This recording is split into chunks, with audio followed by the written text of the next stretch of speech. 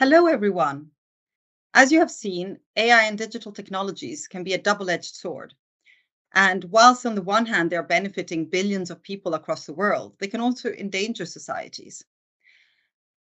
Recently, UNESCO issued some recommendations on the ethics of artificial intelligence to ensure that these emerging technologies benefit humanity while leaving no one behind.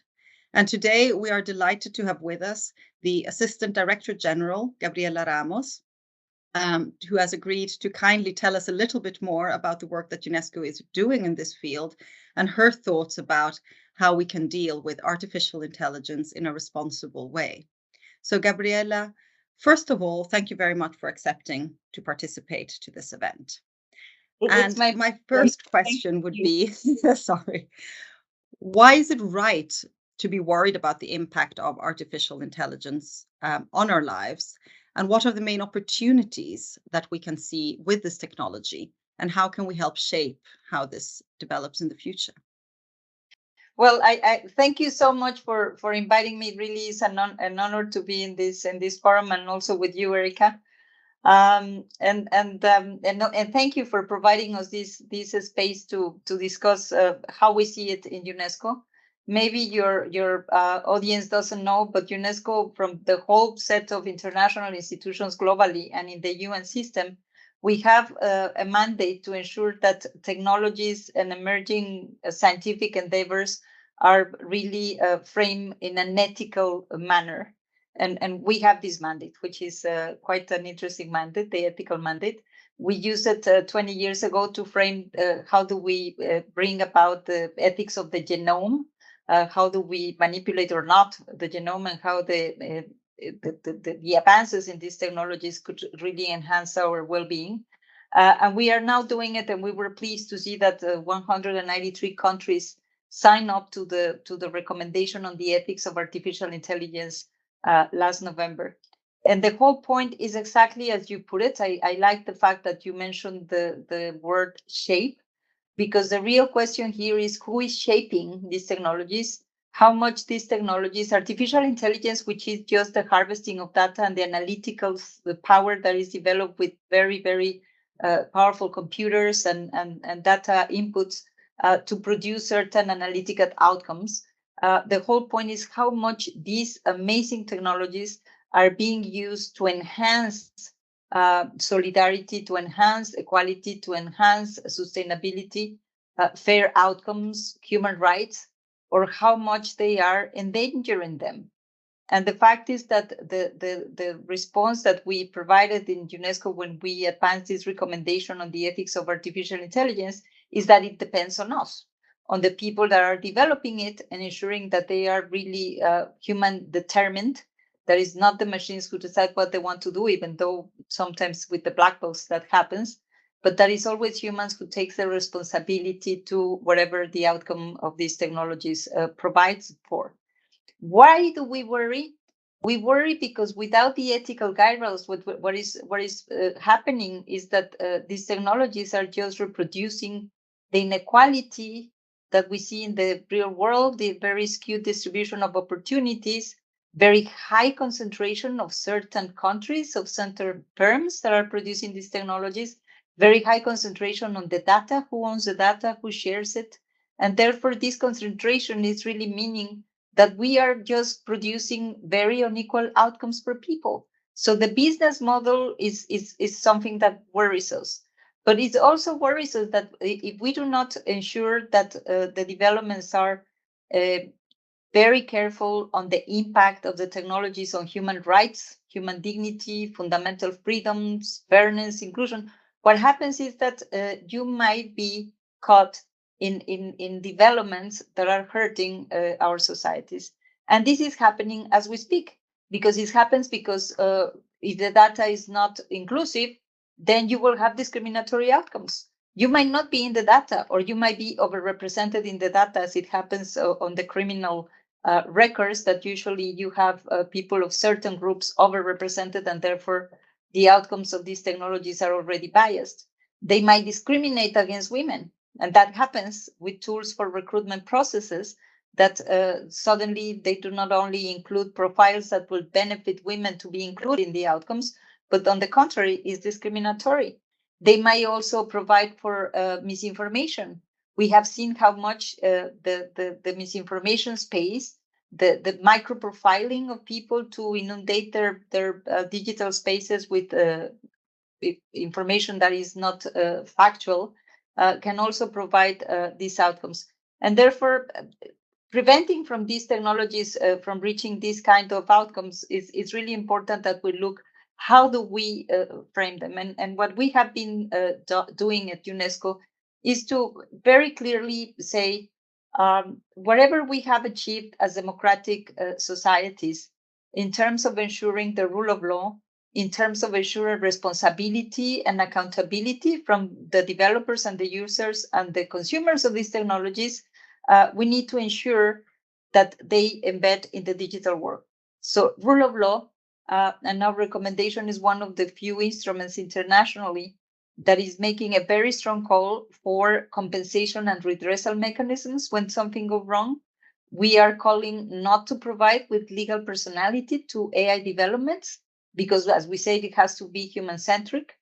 We are providing for avoiding the misuse of these technologies, because one thing is when the tools are used to affect us in our democratic processes. Another thing is when this is used by autocratic governments to survey massively their population or to go for categorization of different groups depending on their behavior in the digital space that they have access to.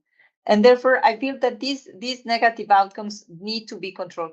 The point is that we believe that it can be done, and it can be framed, and it can be developed in a way that will help us produce the better outcomes. And we know that these technologies are amazing. We know that we would have never arrived to get the COVID vaccine in 1 year if we didn't have the analytical capacity of these technologies. The kind of tools that we can use for preventing natural disasters or for tracking trafficking, for example, and avoiding trafficking of people is amazing. But I feel that it needs to be produced policy-wise. It needs to be regulated. It needs to have a capable governments that understand it and that can produce the rules of the game for the technologies to deliver for good. That is fascinating. And I have to say, it feels very good for somebody like me, like that an organization like UNESCO has this amazing mandate and does such good work here. And I think you mentioned the word human-centric, which is obviously, I think, the core here. How do we make sure to put humans at the center of the development of this technology? The recommendations of UNESCO suggest that it should always be possible to attribute ethical and legal responsibility at all stages of any AI system's life cycle. How do you think this could be implemented in practice?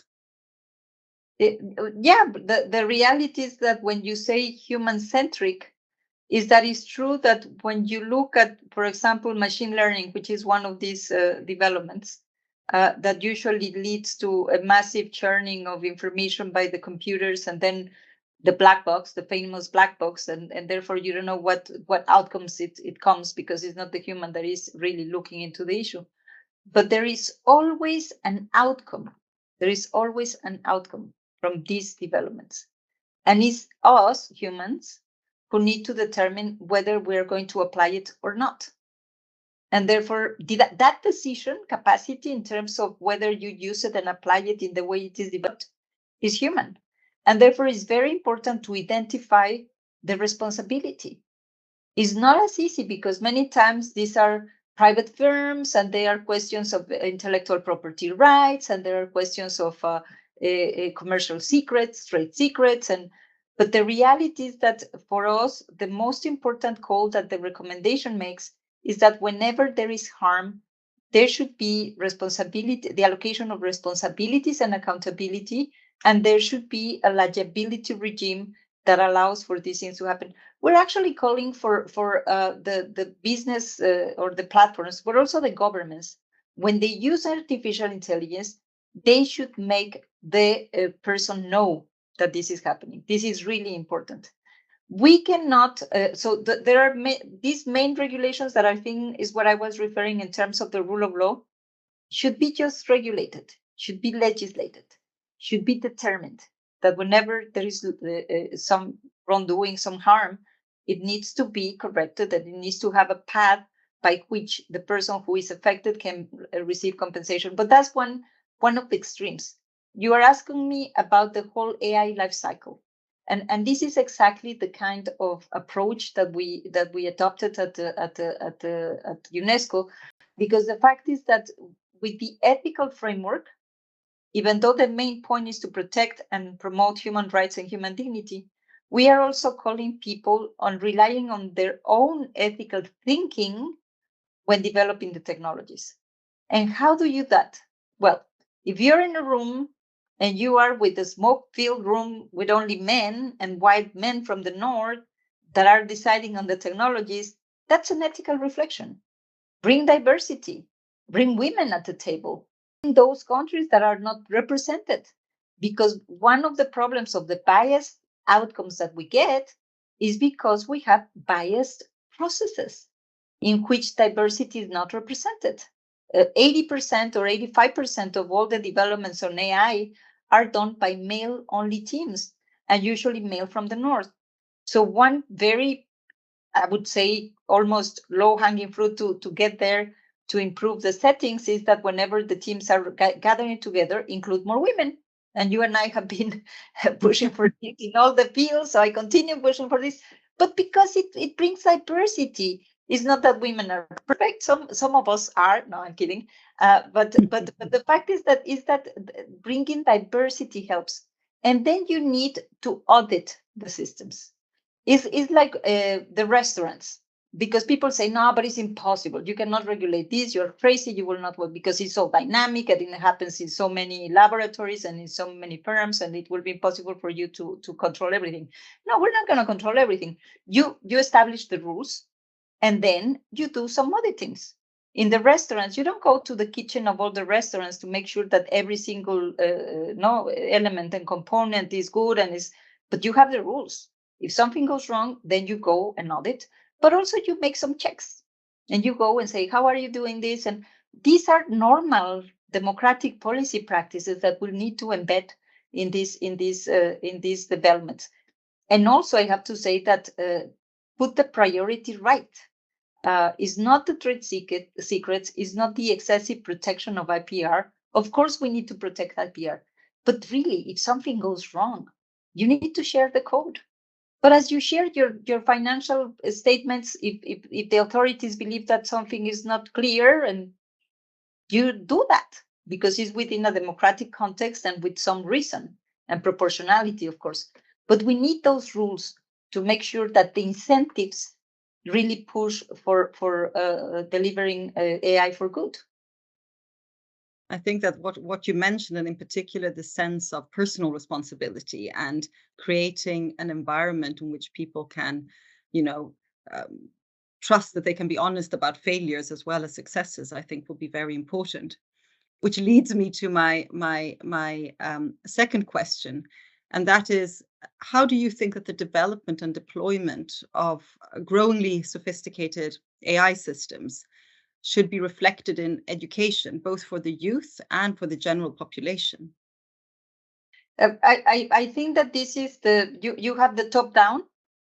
We are saying the responsibility is for the state. They have the duty of care. They need to develop the institutions. They need to develop the capacities to regulate for good.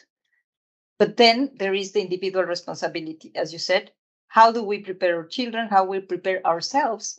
Well, first of all, we need to be more aware of these dangers. And this is something that member states also asked UNESCO to create a global observatory of the ethics of AI to deliver analytical pieces to say, okay, what went wrong in this? What is good in that? So that we can inform public.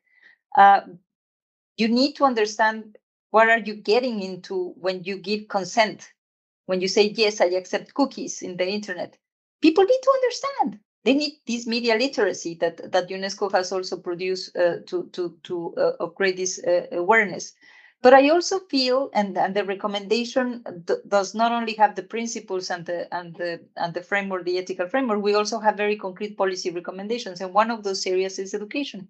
Education first, to ensure that the education systems are up to the task to deliver well-equipped citizens to deal with these technologies. For them to understand when they are lured, for them to understand what is wrong and what is right, for them to try to identify when they are being just target of misinformation. These are very important things to protect themselves.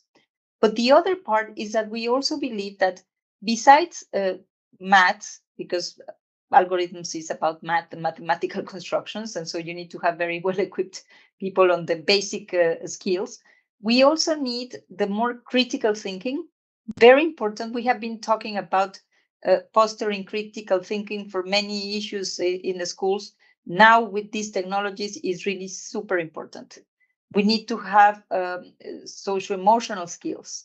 Again, these kind of tools help people be much more prepared to deal with these technologies and to recognize when something is not going good.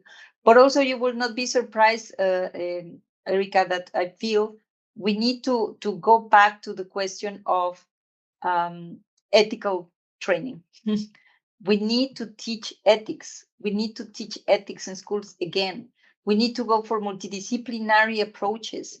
We have become so silo-oriented, so discipline-oriented, expert-oriented, that when you have engineers that are fantastic, you don't teach them literature, you don't teach them ethics, you don't teach them philosophy. And the other way around. What was fascinating for me coming from the economics field was to see that 24 experts all around the world, including now the digital envoy of Secretary General Guterres, were developing the recommendation. And surprise, surprise, you have the geeks, you have the engineers, of course you need them, but you also have the philosophers, the historians, the anthropologists, and then you have this multidisciplinary view that allow you really to know better and understand better. And the education is for that, to understand better. And if you are going to apply these technologies for education, because they are also good to increase the learning outcomes for kids, you also need to be super careful. You need to bring the teachers with you. You need to train them. It was telling that some years ago, the OECD produced a report that showed that the countries that have invested more in technological gadgets, the iPads and the boards, electronic boards, and reduce their performance, because it's not about the technology. It's about those, the people. What happened is that it was disruptive. The class was not prepared. The teacher was not prepared. It only took away their attention to the core of learning. And therefore, it's about us. How do we use that technology and how we ensure that it's aligned with the objectives that we have as humans and as communities and schools? And that's the core, to bring back the discussion to our goals, not the goals of the technology. To one extent, do you think that the future is this interdisciplinary perspective with a stronger role for the social sciences and the humanities? And I think that this is one of the most important perspectives probably for the next decade, after having gone through several decades in which the hard sciences were the star pupil. What is the role of the social sciences and the humanities? And I think in a forum like this that we have here today and tomorrow at IFDaD, I hope we will continue to engage in these conversations, explore these things. In particular, tomorrow morning, we have the debates with the So Big Data ++ group, who will be exploring precisely the role of So Big Data and AI and the human-centric AI approach, and to see how can we continue this amazing work and these amazing ideas started by UNESCO, and how can we also contribute to the working and the next steps of this process. But Gabriela, I wanted to thank you very much for joining us today and to giving your overview of this very interesting work and also how you have achieved this. As a final word, what would you say is the most important step to be achieved in the next year or so in order to advance on these recommendations prepared by UNESCO? Well, that's a very, very, very difficult question, because we are on so many tracks. But I would say that we need to move away, and you talk about social and human sciences. Social and human sciences allow you to move away from false assumptions and the assumptions that the governments only need to intervene when there are market failures of very traditional economic theories, or the assumptions that we have representative agents or average citizens. There's nothing like that. And therefore, we need to understand the human being with all its complexities, because there are no media, there are no linearity. We need to understand the context. We need to understand how do people react, how they feel, how they think. And this is only the role for social sciences and humanities. Maybe the climate transition will be easier if we were focusing more on the behavioral issues. But the core for us is to build capable institutions. I think that we have not invested enough in our governments to regulate, to understand, and to have the strong capabilities to deal with the complexities of these technologies, to ensure that they deliver for good, because that's what we want, and to control the downsides. And that's our focus: institutions, institutional building, even in the most advanced economies, Erika. I'm not talking about only my country, Mexico, or the countries in Africa with whom we work. I'm talking about Europe too. And I think you're doing it with the directives, but more than anything, you need strong institutions. Well, thank you very much, Gabriela. Thank you very much for joining us here. Hopefully we can come with some interesting ideas at the end of these 2 days of debates, and we'll be happy to send them to you. And thank you for inspiring this conversation and this opening session of IFDaD. So a big round of applause, and we'll get back to you with some ideas, hopefully. No, I think our approach is also super inclusive. I'm sure that IFDaD and yourself will be super partners to continue implementing this very important initiative of UNESCO. Thank you very much. Bye. Bye-bye. Bye.